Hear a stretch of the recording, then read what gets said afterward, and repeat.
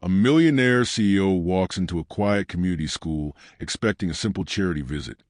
But within minutes, he will come face to face with a moment that shakes him to his core. Sit back and journey with me, because this story is meant to make you feel something: motivation, tenderness, empathy, maybe even a little healing. Let's get into it. Before we continue, if you love true stories that inspire, make sure you subscribe. You don't want to miss what happens here. The black SUV rolled to the iron gates of Starlight Community School, its engine humming softly, as if unsure it belonged here. Michael Harrington, the man behind some of the country's biggest business empires, remained still for a moment inside the vehicle. His hand rested on the door handle, but he didn't open it just yet. Instead, his gaze swept across the compound: dusty grounds, faded playground equipment, and rows of small classrooms whose cracked walls told the truth long before anyone spoke it. Something in the scene pressed against a quiet place in his memory. Children ran across the yard in bursts of joy, their laughter rising like morning birds greeting the sun. Some chased each other. Some clutched books twice their size, and others held onto their parent hands for a final goodbye before darting into class. Teachers stood near the entrance, waving, calling out names, fixing collars, and offering warmth where the world had given very little. It was a simple place, wonderfully simple. And yet, Michael felt his polished shoes heavy against the car floor. He finally stepped out, adjusting his suit jacket as he did. The contrast hit him immediately: his glossy car, his expensive watch, his sharp appearance, placed in the middle of a school that ran on heart rather than wealth. He had come for what he believed would be a straightforward inspection, a chance to approve funding for an educational initiative. Another line item in his long list of philanthropic gestures. Another day of doing what was expected of a man with his resources. But the ground felt different beneath his feet. The air carried a different weight. As he walked across the courtyard, he noticed every detail. A mural painted by the students, its colors faded but hopeful. Wooden benches worn smooth from countless small hands and restless legs. A teacher kneeling to tie the shoelaces of a student who smiled with missing teeth. Michael's chest tightened, not painfully, but with a strange warmth he hadn't invited and didn't fully understand. He nodded politely at the principal, who rushed to greet him, but even as she spoke, his attention wandered, not rudely, but thoughtfully. Something about this place stirred memories he'd buried beneath a lifetime of success. Memories of a childhood where his own classrooms looked like this, where he once carried books in torn bags, where he once dreamed from benches just like these. He inhaled slowly. He hadn't expected to feel anything today. But emotion, real, unfiltered, inconvenient, had already begun weaving its way through him. And though he didn't know it yet, this simple schoolyard was about to lead him into a moment that would change his life forever. A quiet cafeteria can sometimes hold the loudest stories, and today, Michael Harrington was about to stumble into one he wasn't prepared for. The moment he stepped through the doorway, the room greeted him with the lively hum of childhood, a chorus of clinking lunchboxes, whispered secrets, and eager voices discussing who brought what meal. Yet hidden beneath all that cheerful noise was a silence so soft and fragile. No one seemed to hear it, except him. Starlight Community School's cafeteria was old, carrying the echoes of years that had passed without renovation. The walls were painted in colors that had long lost their shine. The tables bore markings carved by generations of restless hands, and the air smelled faintly of beans and chalk dust. But the children didn't care. They gathered in tight clusters, opening their lunchboxes like treasure chests, revealing sandwiches wrapped in worn foil, rice carefully packed by loving hands, and snacks traded with bursting excitement. At the far end of the room sat a little girl whose presence was easy to overlook, quiet, gentle, almost invisible. Amara. Her hair was pulled back neatly, though a few curls escaped at the front, framing her small, thoughtful face. She didn't join the trading or the giggling. She didn't even look up. Instead, she placed her metal lunchbox on the table with a kind of cautious hope. She opened it slowly, as if preparing herself for disappointment she already knew too well. The inside of the box was empty, completely, Only the faint scent of yesterday's rice clung to the corners, a memory rather than a meal. Amara's eyes softened, just for a heartbeat, before she quickly shut the lid again. She pressed her fingers against the cool metal, as if to calm it, or maybe to calm herself. She pretended she wasn't hungry. She pretended she didn't notice other children's plates filled with warm food. She pretended her stomach wasn't twisting in quiet, painful knots. Pretending was something she had become good at. Mama Ruth, her mother, worked tirelessly as a school's cleaner, sweeping halls long after everyone left, patching her daughter's uniform by lamplight, praying each day that she could provide just a little more. But today, the little more simply wasn't there. Michael entered the cafeteria with the principal guiding him from table to table, pointing out infrastructure challenges, outdated equipment, and the need for more funding. He nodded politely, absorbing the information, but his attention kept drifting like a compass pulled in a new direction.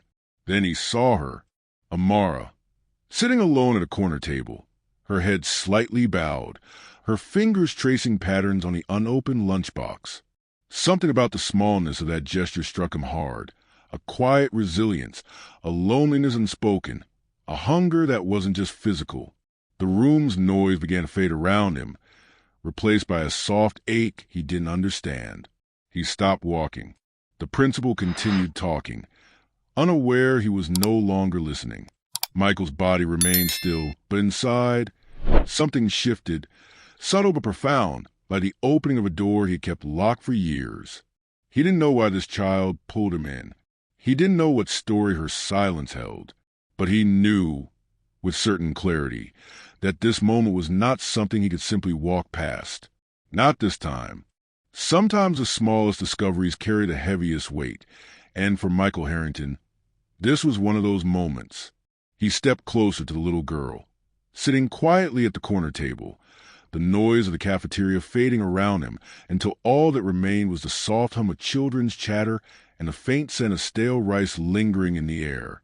His heart tightened as he knelt down beside her, wanting to meet her at eye level, to bridge the invisible distance that had grown between wealth and simplicity. "Hello, what's your name?" he asked gently, careful not to startle her. Amara looked up, her dark eyes wide and cautious, her small lips parting in a shy, polite smile. She had been expecting strangers, visitors in their crisp suits who talked about money and programs she didn't understand. But this man, he seemed different. He didn't tower over her with a cold stare or a sense of judgment. He knelt with patience, with a pause that felt like space for her to breathe. Michael's gaze fell on the metal lunchbox in front of her. It was slightly dented, its corners chipped, but the way she held it suggested it was more than just a container. It was a tiny vessel of her day's hope. "Why haven't you eaten?" he asked softly, trying to keep his tone light, almost casual, though he could feel the tension in the pit of his stomach. Amara shook her head, still smiling, though it was a fragile thing. "I'm not hungry," she whispered, her voice barely louder than a sigh. But then a low, unmistakable growl escaped her stomach, the kind that makes no pretense of silence. The truth was suddenly undeniable, an invisible weight pressing between them, filling the space with reality Michael couldn't ignore. He took a slow breath and opened the lunchbox himself, expecting to see at least some remnants of a meal, crumbs, a piece of bread, a small snack, but the box was empty, completely empty, absolutely nothing. And in that emptiness, a tiny note, folded neatly, caught his eye. Michael picked it up with care, his fingers trembling almost imperceptibly. Written in small, careful handwriting were the words, "Mummy will do better tomorrow. I love you." The note pierced him in a way no statistics, no reports, no charity checks ever could. He had seen poverty before, studied it, read about it, given money to combat it. But this was raw, human, personal. A mother's quiet hope wrapped around her daughter's hunger, a love that didn't ask for recognition, only survival. The words burned a small, steady ache behind his eyes. Michael looked down at Amara, who watched him with innocence and trust. He realized that no boardroom, no meeting, no power or wealth had ever prepared him for a moment like this, a moment where human vulnerability and love collided in the simplest, most profound way. In the quiet of that cafeteria, amidst the clatter of lunchboxes and the buzz of chatter, he understood something he hadn't fully grasped before. Some battles, some stories, cannot be fixed with money alone. Some stories demand heart. And today, he felt every beat of it. Sometimes, the people who carry the heaviest burdens do so quietly, without recognition, without applause. Mama Ruth had always understood this. She had walked the worn corridors of Starlight Community School for years, broom in hand, cleaning up after others while her own life remained a quiet struggle. Today, she had planned to slip in, finish her work, and leave unnoticed. But life has a way of disrupting even the best laid plans. As she pushed open the cafeteria door, the scent of rice and beans mingling with the faint cleaning solution in her bucket, she froze. There, kneeling beside her daughter, was Michael Harrington, the man whose name carried weight, whose presence demanded attention, whose wealth was the stuff of headlines. Her heart stuttered in her chest. Embarrassment washed over her like a sudden cold shower. She had never imagined a day like this, never thought the world of boardrooms and power suits would collide with her simple reality. I'm so sorry, she stammered, words spilling out faster than she could control. I didn't know anyone would see. Things have been hard since my husband, the accident. I've been working double shifts to pay the school fees. Her voice trembled as she struggled to explain, to justify, to protect the small dignity she clung to so fiercely. Michael listened quietly, his eyes softening, his heart heavy. He noticed a subtle tremor in her hands, the way she gripped the mop as if it were both her shield and her anchor. He noticed the exhaustion that hovered behind her smile, a fatigue born not from laziness but from relentless devotion. Every word she spoke carried the weight of sacrifice, every apology a testament to her relentless love for her child. There was something remarkable about her. The way she stood there, vulnerable yet unbroken, proud yet tired, revealed a strength he rarely saw. Not in the corporate offices where he navigated deals worth millions, nor in the boardrooms lined with polished shoes and expensive cologne. No, the kind of strength that Mama Ruth possessed came from necessity, from love, from a resolve that would not bend, even under the heaviest pressure. Michael's gaze softened further as he looked at her, the layers of her struggle unfolding silently before him. She was more than a maid who swept floors and emptied trash cans. She was the backbone of her daughter's hope, the quiet architect of a small, precious life, the kind of human resilience that could not be measured in wealth or accolades. He realized with a pang of humility that he had underestimated the quiet heroes in the world, the people who did not have titles or power, who did not command attention, who did not walk in luxury, yet carried responsibilities far greater than most could imagine. In that moment, Michael saw the true meaning of courage. A single mother working tirelessly to keep her child fed, clothed, and educated, finding joy and pride in the smallest victories, and yet still standing tall in the face of hardship. Mama Ruth's story, whispered in the cadence of her exhaustion and determination, left an indelible mark on him. He understood now that some lessons about strength, resilience, and love could only be learned outside the boardroom, in places where the human heart endured quietly, courageously, and unapologetically. And in that cafeteria, amidst the clatter of trays and the soft murmur of children, Michael Harrington witnessed it firsthand. Some memories lie buried for a reason, but sometimes the world digs them up for you. As Mama Ruth spoke, Michael Harrington felt a tug deep in his chest, a pull he could neither ignore nor resist. Her words, heavy with sacrifice and quiet courage, echoed in his ears, and suddenly he was no longer in the present. He was somewhere else, somewhere he had promised himself he would never return. He remembered his own mother, long nights spent under the dim glow of a kerosene lamp, stitching clothes for neighbors with nimble fingers, tirelessly piecing together scraps of fabric just so he could have books to read.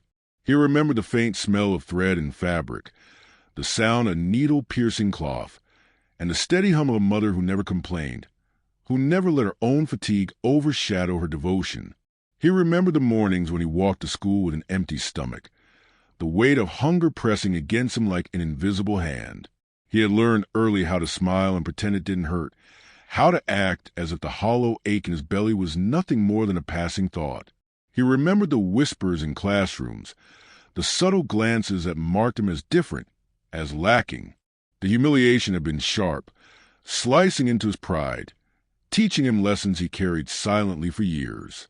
But alongside the pain, there had been quiet promises he made to himself. Promises about the life he would build, the life he would never let hunger or shame define. He vowed he would rise above it all, never again to feel powerless, never again to lack control over his destiny. He had achieved that life. Certainly, mansions, cars, power. But standing here now, looking at Amara and her mother, he realized that wealth had not erased the past. It had only hidden it beneath layers of accomplishments and polished surfaces. The past wrapped itself around him, a constricting presence, squeezing his chest, tightening with a force he had not felt in decades. Looking at Amara's small, silent hands tracing the edge of her lunchbox, at Mama Ruth's tired yet steadfast eyes, Michael felt a reflection of himself in a mirror he had long shattered. He saw the same hunger, the same perseverance, the same quiet courage. He saw the boy he once was and the sacrifices that had shaped him, sacrifices that were no longer distant memories but vivid truths demanding acknowledgement. Tears gathered unbidden behind his eyes, and before he could stop them, they slid down his cheeks, hot and unexpected. He wiped at them with trembling hands, embarrassed by their presence, yet unable to contain the surge of emotion. Around him, the principal, teachers, and children watched silently, sensing that something profound had shifted within a man who had once seemed untouchable. Michael realized, in that still moment, that no amount of wealth, no boardroom, no empire could ever erase the truth buried beneath pride. The truth was raw, unyielding, and human. Hunger, sacrifice, love, and courage leave marks that neither time nor success can erase. And as he blinked back tears, he understood that this was not a moment of weakness. It was a moment of awakening. Sometimes, transformation doesn't arrive with grand gestures or proclamations. Sometimes, it begins quietly, in small acts that ripple far beyond the moment. Michael Harrington felt that quiet shift the instant he turned to Mama Ruth and asked, "May I take Amara to the school kitchen?" Mama Ruth's eyes widened, disbelief and caution flickering across her face. Her hands tightened around the mop she had been carrying, but she nodded slowly, as if daring herself to hope. Michael extended his hand gently to Amara, who hesitated for the briefest second before stepping forward, her small fingers brushing against his. There was a tremor in her steps, a hesitation born of years of careful restraint, and yet something in Michael's presence invited trust, a rare and fragile invitation he didn't take lightly. In the kitchen, the warmth of the stove and the comforting aroma of freshly cooked food filled the space. Michael moved deliberately, almost reverently, as he prepared a plate of food for Amara. Simple, nourishing fare, yet to the little girl, it might as well have been a feast fit for royalty. The room, once mundane and ordinary, seemed to hold a sacred hush as he served her, an act so ordinary yet extraordinary in its significance. Children and staff peered in through the door, startled to see the CO kneeling beside a child, carefully arranging food on her plate. Their whispers were quiet, but the astonishment was palpable. Amara sat down, her small hands clasping the plate, and began to eat slowly, savoring each bite as if she were discovering taste and warmth for the first time. Michael took a seat beside her, no pretense, no ceremony, only presence. He listened as she spoke in shy but certain tones about her dreams. To become a nurse, to help people, to see her mother rest one day without worry. Each wish, simple and unassuming, struck him harder than any quarterly report, any acquisition, any boardroom victory ever had. In that kitchen, with steam rising from the plate and the faint sound of children's laughter drifting through the windows, Michael made a decision not dictated by obligation or image, but by heart. He would sponsor Mara's education fully, ensuring that no hunger, no lack of resources, and no circumstance could stand in her way. But his generosity did not end there. Rising, he approached the principal quietly, his voice steady but resolute. He announced funding for the school's meals, uniforms, repairs, and the creation of a scholarship program for children from struggling homes. The word spread to the cafeteria like wildfire, carried by gasps and murmurs of disbelief and gratitude. Teachers exchanged stunned glances. Children looked up, eyes wide with hope they had not dared to expect. Mama Ruth sank into a chair, trembling with disbelief. Tears streamed down her face, unrestrained and unashamed. For once, the burden she carried alone was shared, acknowledged, and honored. In that moment, amidst laughter, whispers, and the scent of warm food, a transformation had begun. Not just for Amara, not just for Mama Ruth, but for Michael himself. He had come to give, but he was the one who received the gift of seeing hope restored, of witnessing profound impact a single act of compassion could have. By afternoon, the schoolyard was alive with a different energy. The usual chatter of children, the clatter of shoes on dusty ground, and the laughter that rose like birdsong were still there, but beneath it ran a current of anticipation, curiosity, and hope. Today, the students, teachers, and staff were gathered for an announcement, one that none of them could yet fully imagine. At the center of it all stood Michael Harrington, no longer the distant, untouchable soul whose name often carried fear and awe. Today, he was simply a man moved by what he had seen, a man transformed by truth. He cleared his throat, letting the silence settle over the courtyard like a gentle wave. His voice was soft but steady as he began to speak, sharing pieces of himself he had never revealed in boardrooms, in interviews, or in glossy magazines. He spoke of his childhood, of nights spent going to bed with empty stomachs, and of mornings when he had to pretend hunger didn't exist. He spoke of dignity, of the quiet pride in striving even when the odds were stacked high, and of the responsibility that comes with having abundance to care for those who have little. The crowd listened, rapt. Children tilted their heads, teachers held their breath, and even the principal, standing nearby, felt the weight and sincerity of his words. Michael paused, letting the moment linger, then turned to Mama Ruth, his gaze warm and unflinching. "Thank you," he said, his voice thick with emotion, "for reminding me of the strength hidden in humble places, for showing me what courage and love truly look like." At that moment, Amara ran forward, her small legs carrying her across the yard until she collided into her mother's arms. Mama Ruth's eyes glistened with tears as she hugged her daughter tightly, their laughter and soft cries blending into the applause that erupted spontaneously from everyone present. The sound was contagious, spreading across the schoolyard in waves of joy, gratitude, and a newfound sense of community. Michael watched them, his heart full in a way no achievement or acquisition ever had. He had come to the school expecting to give, to tick off a charitable obligation, and perhaps to feel good about himself afterward. But what he received in return was far richer. A reminder of his own humanity, a reconnection with compassion, and profound understanding of what it meant to truly see people, not as statistics or faces in a crowd, but as lives with depth, struggle, and dreams.